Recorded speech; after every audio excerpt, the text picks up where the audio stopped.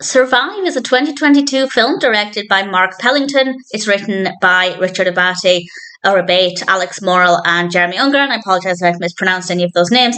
And we have a cast including Sophie Turner and Corey Hawkins.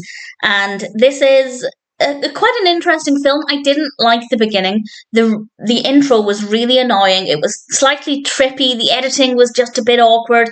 I really didn't like it. And then for about half an hour, it's really slow and not much happens. And then about half an hour into it, the crash happens. And after that, it's not too bad for the most part. It's about a plane crash with only 2 survivors. And they have to go off and try and find rescue. And it's an interesting film. It is a little slow. I don't think the narrative had enough substance to be really gripping for the entire duration. But there was enough there to keep me interested.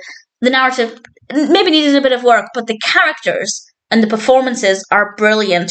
Turner and Hawkins really carried this film. Their characters are quite interesting. They're quite well written. They're called Jane and Paul, and they're interesting enough, but the performances were brilliant, and I think they really carried the film, and they really turned this into a pretty decent experience. The music is annoying.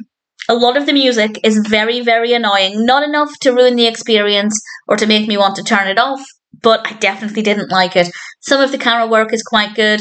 We have really great performances and a decent enough narrative because the characters were so great. I was emotionally invested in their journeys. I wanted the best for them. Obviously, I'm not going to say what happens, but I found it to be quite a compelling narrative because the characters were so great. The performances there were brilliant. So the beginning, I hated. It really set up a really bad start to the film. In my opinion, you might like it. You might think it was a little different and quite interesting. But based on personal tastes, it was not for me. And it was a little strange because it felt quite different to the rest of the film. And then it was very slow for about half an hour. But then the rest of the film is not too bad.